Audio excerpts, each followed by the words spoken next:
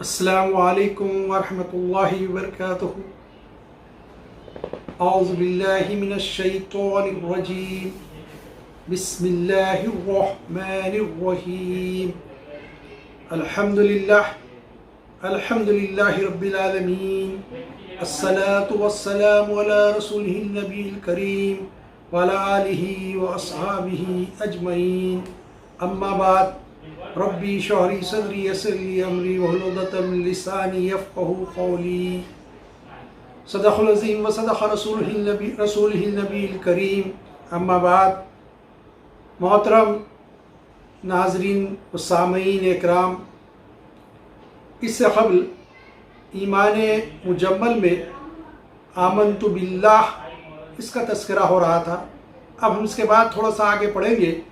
آمنت باللہ کما ہوا، ہم اللہ پر ایمان لاتے ہیں جیسا کہ وہ ہے۔ کیسا ہے وہ؟ جیسا کہ وہ ہے۔ اب اس بارے میں کہ اللہ تعالیٰ کیسا ہے تو کہا گیا کہ تم اپنی سادی آنکھ سے اس کو دیکھ نہیں سکتے۔ پھر ہم کیوں دیکھنا چاہتے ہیں؟ اصل میں یہ محبت کا تقاضا ہے کہ اس نے ہم کو زندگی بخش دی، حیات دی، تو ہم چاہتے ہیں کہ انسان چاہتا ہے کہ اپنے رب کو دیکھے۔ کہا گیا کہ تم سادی آنکھ سے مجھے دیکھ نہیں سکتے۔ وہی محبت تھی کہ موسیٰ علیہ السلام بار بار کہتے تھے کہ مالک میں تجھے دیکھنا چاہتا ہوں، اور وہاں سے صدات حکم ہوتا تھا لن ترانی یا موسیٰ، تم نہیں دیکھ سکتے مجھے۔ یہ ہے کہ جو ہے، لیکن اب اصرار اتنی خواہش، اتنی آرزو بڑی موسیٰ علیہ السلام کی، تو اللہ تعالیٰ نے کہا کہ دیکھو ہمارے تجلی ابھی اس پہاڑ پہ پڑے گی، ادھر دیکھو۔ موسیٰ علیہ السلام بے ہوش ہو گئے ایک تجلی کے ساتھ، اور کوہ طور جل جل کر خاکستر ہو گیا۔ عزیزان گرامی، اللہ تعالیٰ بڑی عظمت والا۔ کیسا ہے وہ؟ بڑی عظمت والا۔ کیسا ہے وہ؟ بڑی شان والا۔ وہ خالق ہے، سارے کائنات کا پیدا کرنے والا ہے۔ وہ نور ہے زمین و آسمان کا، کام کرتا ہے ہاتھ کے جیسے لیکن ہاتھ نہیں، دیکھتا ہے لیکن آنکھ کے جیسے، آنکھ جیسے دیکھتی ہے ویسے دیکھتا ہے لیکن آنکھ نہیں۔ اب سوال یہ پیدا ہوتا ہے، سنتا ہے تو جو ہے کان ہمارے کانوں کی طرح کان نہیں لیکن سنتا ہے۔ عزیزان گرامی، حکم دیتا ہے، بات کرتا ہے، کلام کرتا ہے، لیکن جو ہے ہماری ایسی زبان نہیں۔ پھر وہ کیسے ہم کو معلوم ہوگا کیسا ہے؟ لیکن جو ہے یہ ہے کہ ایک محبت ہے اس سے، اور بندوں کو ہونا چاہیے۔ کہا گیا یا الذین اشد حبا للہ، یا الذین آمنوا اشد حبا للہ، ایمان والو اللہ کی محبت میں شدید ترین ہو جاؤ۔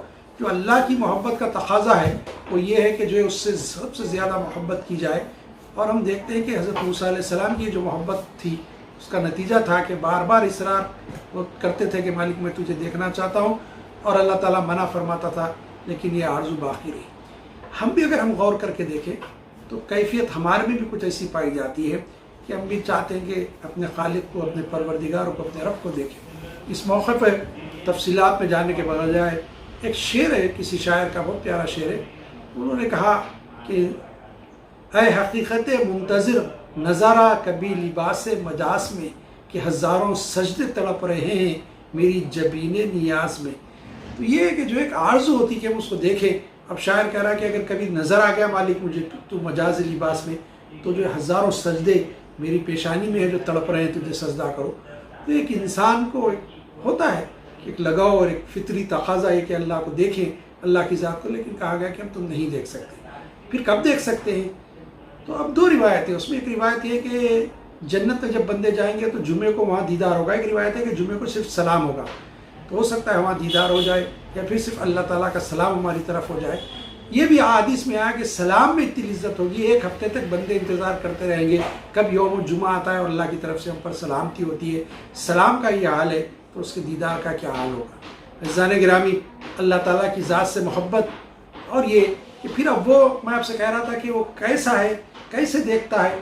قرآن مجید میں ایک جگہ مثال بیان کی گئی، اس کا ترجمہ میں آپ کے سامنے مفہوم رکھتا چلوں گا۔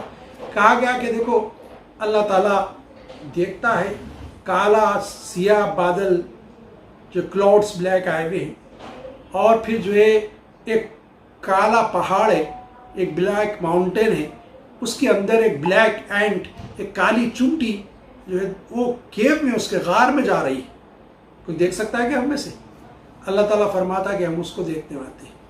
پھر کہا گیا کہ دیکھو اس کے پیروں سے جو دمک پیدا ہو رہی ہے، جو آواز پیدا ہو رہی ہے، اس آواز کو ہم سننے والے ہیں۔ پھر کہا گیا کہ جو ایک جگہ یہ کہا گیا کہ یہ جو مثالیں ہم بتا رہے ہیں تم کو، تو جو یہ تو تمہارے سمجھنے کے لیے، اس سے زیادہ اللہ سننے والا، اس سے زیادہ اللہ تعالیٰ دیکھنے والا ہے۔ اب کیفیت یہ کہ ہمارے دلوں میں جو خیالات آتے ہیں، اس کا جاننے والا ہے وہ بھی جان جاتا ہے کہ اس بندے کے میرے دل میں کیا خیال آ رہا ہے۔ یہ کہ ہمیشہ اللہ تعالیٰ سے اچھی امید رکھے، اس سے اچھا گمان کرے، کیونکہ اللہ تعالیٰ فرماتا ہے کہ جو میں بندے کے اپنے گمان کے ساتھ ہوں، بندہ میرے بارے میں جیسا سوچتا ہے اسی کے ساتھ اسی معاملہ کرتا ہوں۔ تو ہمیشہ اللہ تعالیٰ کی ذات کے بارے میں اچھا گمان رکھے اور یہ یقین رکھے کہ جو ہے وہ ہے اور کیسا ہے وہ وہی بہتر جانتا ہے، کوئی جان نہیں سکتے اس کو، لیکن جو کچھ اس نے بیان کیا، جو کچھ ہم کو بتایا گیا، ہم سمجھ سکتے ہیں کہ جو کچھ قرآن مجید کی تعلیمات ہے، جو کچھ احادیث مبارکہ میں آیا کہ اللہ تعالیٰ کی ذات ایسی ہے جو خالق ہے اور پھر اس کی کوئی مثال ہم دنیا میں نہیں دے سکتے۔ عزیزان گرامی، کوئی پرٹیکولر کلر کا رنگ ہے کیا؟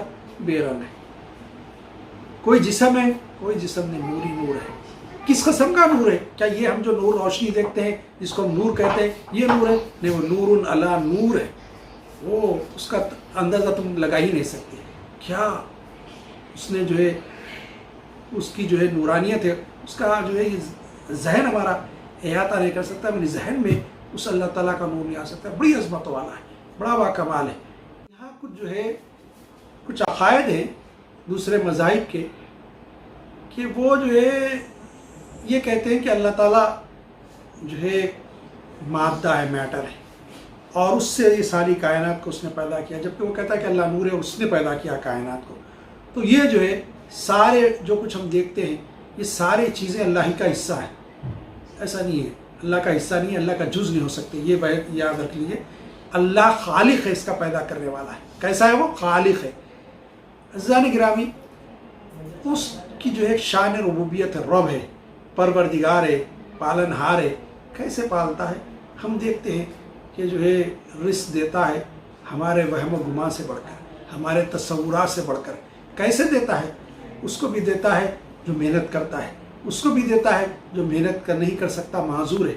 بچہ پیدا ہوتا ہے کسی اور دودھ نہیں ہوتا، چھاتی میں دودھ آتا، اس کی غذا کا انتظام کر دیا جاتا ہے۔ بلکہ اس سے زبردست مثال یہ کہ جو اگر ہم دیکھیں کہ پتھر جو اسٹون ہوتا ہے بڑا، اس کے اندر جو ہے کیڑا، بلکہ جو پتھر کے اندر کیڑا ہوتا ہے، وہ جو ہے اس کو بھی رزق جو اس پتھر سے دیتا ہے۔ زبردست، اس کی ذات ایسی زبردست عظمت والی ہے۔ صفی کا شعر ہے، صفی رزق رک سکتا نہیں کسی کا خلاق اکبر، رزق رک سکتا نہیں کسی، یہاں سے کٹ کرو، رزق رک سکتا نہیں کسی کا خلاق اکبر سے، صفی پتھر کے کیڑے کو غذا ملتی ہے پتھر سے۔ پتھر کے اندر بھی غذا ہوتا ہے، کیڑا ہوتا ہے، اس کی غذا اس پتھر کے اندر ہوتی ہے۔ آگ غذا ہے، آگ کے اندر کیڑا ہوتا ہے، وہاں اس کو رزق ملتا ہے۔ اس کی جو ہے شان ربوبیت اتنی زبردست ہے، اس کا عقل احاطہ کرنے سے عاجز ہے۔ جہاں ہماری عاجز ہو جائے عقل، ہم مان لیں کہ وہی اللہ تعالیٰ ہے، اور کیسا ہے وہ؟ کما ہوا جیسا کہ وہ ہے، یہ اسماء ہی، اپنے ناموں کے ساتھ۔ اس کا زبردست نام اللہ، وہ صفات ہی، اور اس کے اسماء حسنہ 99 بتائے گئے، اس سے زیادہ بتائے گئے، اور اس کی جو صفات ہیں، اور اس میں سب سے بہترین صفت اس کی ہے کہ رحمان و رحیم، بڑا مہربان، نہایت رحم والا۔ وہ بندے پر بڑی مہربانی کرنے والا، پیدا کر دیتا اور بولتا دیکھو تم کو عقل دیا، شعور سے مجھے پہچانو، نہیں، ہدایت کا سامان رکھا۔ قرآن مجید پڑھ کے دیکھیے کتنی اللہ نے قسمیں کھائی کہ بندے جو ہے غیر اللہ کی عبادت چھوڑ کر اسی ایک کی عبادت کریں، پھر اپنے اس کے پیارے حبیب احمد مصطفیٰ محمد مصطفیٰ صلی اللہ علیہ وسلم جو آپ کے ہمارے آقا و مولا ہیں، ان پر ایمان لائیں، ان کی ختم نبوت پر یقین کریں۔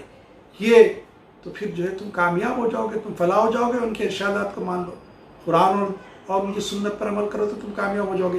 یہ اس کی مہربانی ہے کہ بندوں کے لیے راہ ہدایت کے سرچشمے اس نے بھیجے، تاکہ جو قرآن مجید جیسا عظیم سرچشمہ حضور وسلم کی ذات ببرکت، تاکہ دنیا اس کو دیکھ کر ہدایت کے راستے پر آ جائے۔